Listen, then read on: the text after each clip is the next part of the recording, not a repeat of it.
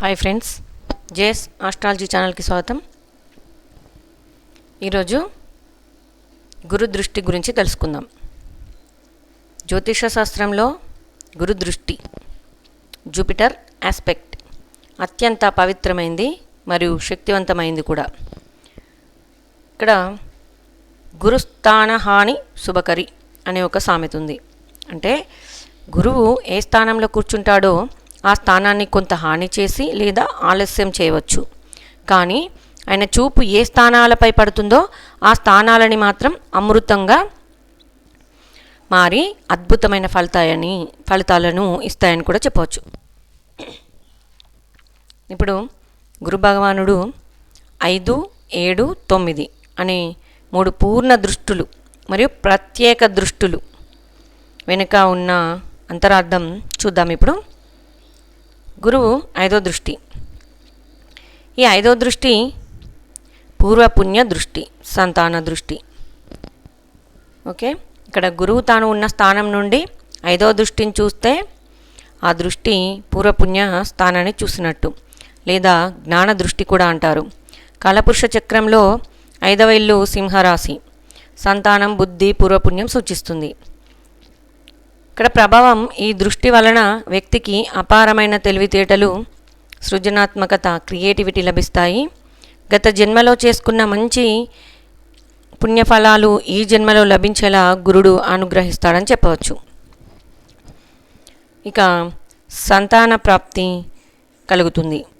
పిల్లలు ప్రయోజకులు కూడా అవుతారని చెప్పవచ్చు. ఇక షేర్ మార్కెట్, లాటరీల ద్వారా అకస్మాత్తుగా ధనలాభం కలిగే అవకాశం కూడా ఉంటుంది. ఇక 7వ దృష్టి. 7వ దృష్టి లౌకిక మరియు భాగస్వామ్య దృష్టి. ఆ 7వ ఇల్లు భర్త లేదా భార్య ఇల్లు కూడా అంటారు. గురువు తాను ఉన్న స్థానానికి సరిగ్గా ఎదురుగా 7వ ఇంటిని చూస్తాడు. కాలపురుష చక్రంలో 7వ ఇల్లు తులారాశి. కానీ గురువు ఉన్న స్థానాన్ని బట్టి ఇప్పుడు గురువు కర్కాటకంలో ఉంటే 7వ స్థానం అంటే మకర రాశిని చూస్తాడనమాట. అంటే తానున్న ఏ ప్లేస్ నుండైనా 7వ ఇల్లు, ఆ ఇల్లుని 7వ దృష్టితోని చూస్తాడు. అయితే ఈ దృష్టి వలన సమతుల్యత అంటే బ్యాలెన్స్ లేదా సామాజిక దృష్టి అంటారు. ఈ 7వ ఇల్లు మన దైనందిన జీవితంలో ఎదురయ్యే మనుషులను, భాగస్వాములను సూచిస్తుంది. దీని ముఖ్య ఫలితం ఏంటి మరి? ఇక్కడ వివాహ జీవితం సుఖ సంతోషాలతో సాగుతుందని చెప్పవచ్చు. సరైన వ్యాపార భాగస్వాములు దొరుకుతారని చెప్పవచ్చు. సమాజంలో మంచి పేరు, గౌరవం లభిస్తాయి. ఎంతటి శత్రువులైనా మిత్రులుగా మారుతారని చెప్పవచ్చు. ఇక 9వ దృష్టి. 9వ దృష్టి భాగ్యస్థానం, ఆధ్యాత్మికత దృష్టి మరియు తండ్రి స్థానం. ఈ గురువు తాను ఉన్న స్థానం నుండి 9వ ఇంటిని చూస్తే అత్యంత శక్తివంతమైన ధర్మదృష్టి లేదా భాగ్య దృష్టి. కాలపురుష చక్రంలో 9వ ఇల్లు ధనుసు రాశి. గురువు తండ్రి, ధర్మం, అదృష్టాన్ని సూచిస్తుందని చెప్పవచ్చు. ఈ దృష్టి వ్యక్తి జీవితంలో అదృష్టాన్ని పెంచుతుందని చెప్పవచ్చు. ఆధ్యాత్మికత, చింతన, దైవభక్తి కూడా కలిగిస్తుంది. ఇక జీవితంలో ఎలాంటి ఆపద వచ్చినా ఏదో ఒక రూపంలో దైనందిన దైవిక సహాయం లభించి ఆ సమస్య నుండి బయటపడతారని కూడా చెప్పవచ్చు. ఉన్నత విద్య, విదేశీ ప్రయాణాలు అనుకూలిస్తాయి.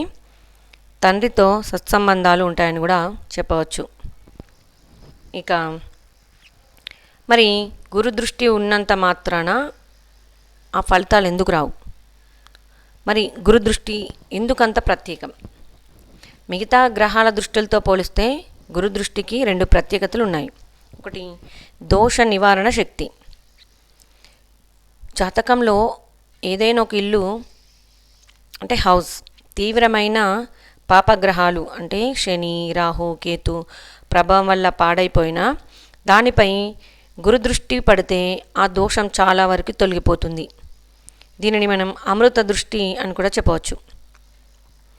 ఇక ఈ ధర్మ త్రికోణ అనుసంధానం అంటే ఒక గురుడు ఒక కేంద్ర స్థానంలో, ఉదాహరణకు లగ్నంలో కూర్చున్నప్పుడు ఆయన తన 5, 9 దృష్టుల ద్వారా ధర్మ త్రికోణాన్ని 1, 5, 9 స్థానాలు ఉత్తేజపరుస్తాడని చెప్పవచ్చు.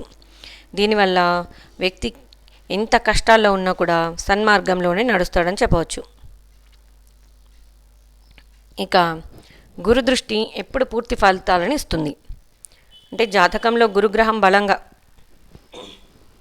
స్వక్షేత్రం, మిత్రక్షేత్రం లేదా ఉచ్చస్థితి ఉన్నప్పుడు ఆయన దృష్టికి బలం చాలా ఎక్కువ ఉంటుందని చెప్పవచ్చు. ఒకవేళ గురువు నీచ స్థితిలో అంటే మకర రాశిలో లేదా రాహుతో కలిసి అంటే గురుచండాల యోగంతో ఉన్నప్పుడు ఆ దృష్టి యొక్క శుభ ఫలితాలు కొంతవరకు తగ్గుతాయని చెప్పవచ్చు. ఇక గోచారంలో అంటే ట్రాన్సిట్లో లేదా మీ జీవితంలో గురు మహాదశ లేదా అంతర్దశ నడుస్తున్నప్పుడు ఈ దృష్టి ఫలితాలు స్పష్టంగా కనిపిస్తాయని చెప్పవచ్చు. ఇక ఇది ఈ గురుగ్రహం గురించి, గురుగ్రహ దృష్టి గురించి. ఈ గురుగ్రహం బాగుంటే జీవితంలో అన్నీ బాగుంటాయి. Okay friends, thanks for watching, share and subscribe.